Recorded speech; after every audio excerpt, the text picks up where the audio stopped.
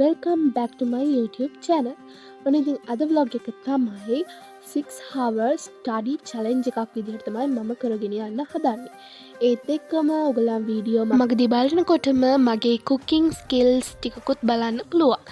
ඔන්න ඉතින් දැන් වෙලාව මම පෙන්නුවා. ඊට පස්සේ දැන් මම පාඩම් කරන්න තමයි යන්නේ. ඉතින් 9:00 ඉඳලා උදේ 3 වෙනකං උදේ පාන්දර 3:00 නැත්තම් 3 වෙනකං මම ස්ටඩි කරන්න තමයි හිතාගෙන ඉන්නේ.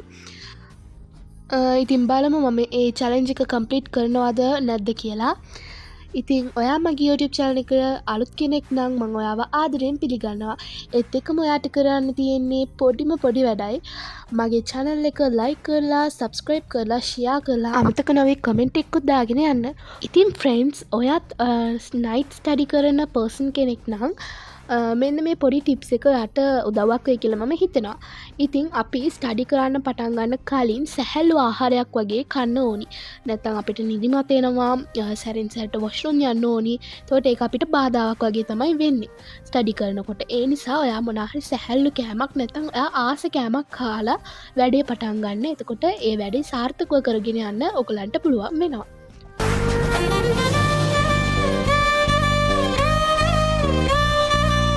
ඉතින් දැන් මම පාඩම් කරන්න පටන් ගත්ත ගමන්නේ.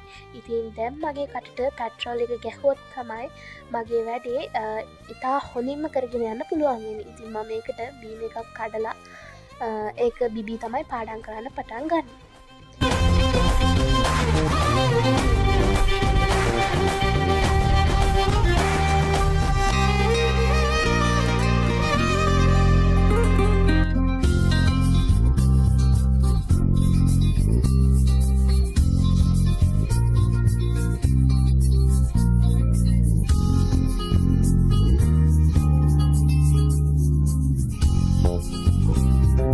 ඉතින් යාළුවනේ මම 9:00 විතර පාඩම් කරන්න පටන් ගත්තා.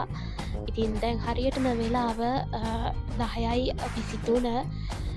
පාඩම් කරන අතරතුරේ අනිවාර්යයෙන්ම මගේ ලිප්ස් එකට හොඳ ලිප් බාම් එකක් යූස් කරනවා. ඉතින් මේ කාල වෙනකොට ගොඩක් සීතල කාලයක්නේ. එතකොට අපේ තොල් එහෙම ගොඩක් ඩ්‍රයි වෙලා තියෙන්නේ. ඉතින් ඒත් එක්කම අපි පාඩම් කරනකොට කටින්නේ අපි කියවලා පාඩම් කරන්න එක. එතකොට අපේ තොල් ටික තවත් ඩ්‍රයි වෙනවා. ඒ නිසා මම ලිප් බාම් එකක් යූස් කරනවා. ඉතින් දැන් ස්ටඩි කරන වීඩියෝ එක බලලා ඔයගලන්ට බෝරින් ඇතිනේ. ඉතින් මම වෙන ටොපික් එකට යන්න. ඉතින් හෙට මම තමයි අපේ ගෙදර උයන්නේ. සතියකට එක වතාවක් හරි මම අපේ ගෙදර උයනවා. ඔයගලන්ත් අම්මට පොඩි හෙල්ප් එකක් විදිහට ඕගොල්ලන් දවසක් බාරගෙන උයන්න. ඉතින් කොහොම එනවද කියලා දන්නේ. ඇත්තටම මම ෆ්‍රයිඩ් රයිස් තමයි හදන්න හිතුවේ. ඉතින් මම ඒකට රෑම චිකන් මැරිනේට් කළා. ඉතින් මට දන්න විදිහට මගේ අතට අහුවෙන ඔක්කොම වගේ කුළුබඩු දාලා ඉතින් මට දන්න විදිහට මම ඒක හදලා ෆ්‍රිජ් එකේ තිබ්බා. එතකොට තමයි ඒක හොඳට මැරිනේට් වෙන්නේ.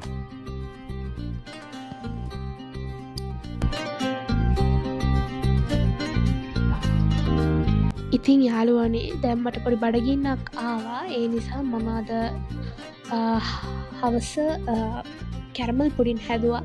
ඉතින් ඒකෙන් චුට්ටක් තිබුණ නිසා මං ඒකත් එක්කම ඕරියෝ බිස්කට් 3ක් විතර වගේ කප් එකට දාගෙන මම පොඩි බ්‍රේක් එකක් ගත්තා.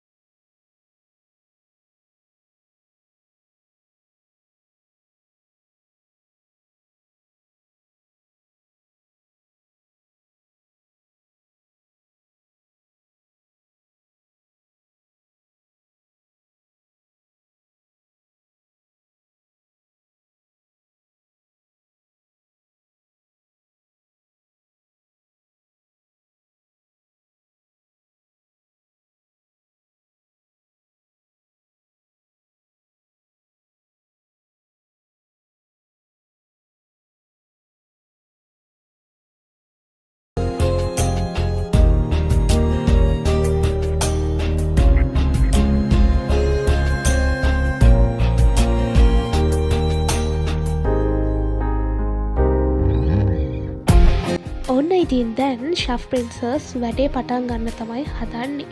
ඉති වෙනමකුත් නෑ ඔයන්න තමයි යන්නේ.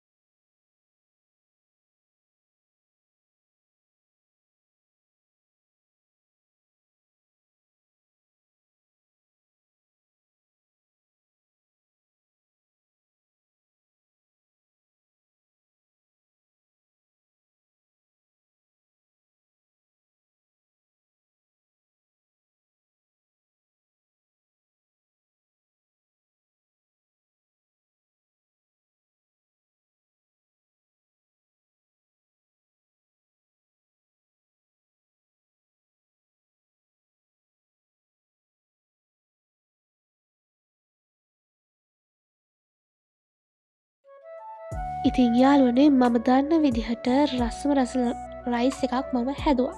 ඉතින් මේක මගේ ඕන් රැසිපි එක ගොඩක් හොඳට ආවා ලුණු අඩුත් නෑ වැඩිත් නෑ ගානටම තිබ්බා කියල අඩක් නෑ රස්සම රසයි ටෝප් නෝච්. ඉතින් යාලෝනේ මේක මූලික කරුණක් වශයෙන් ඔගොල අනිවාරයෙන්ම ඔගොලන් ඔය පොත්තෑ පිරිසිදු කරලා දාටන නැත්තාම්මලාගේ ඉතින් කොසු පාරවල තමයි කන්න වෙන්නේ.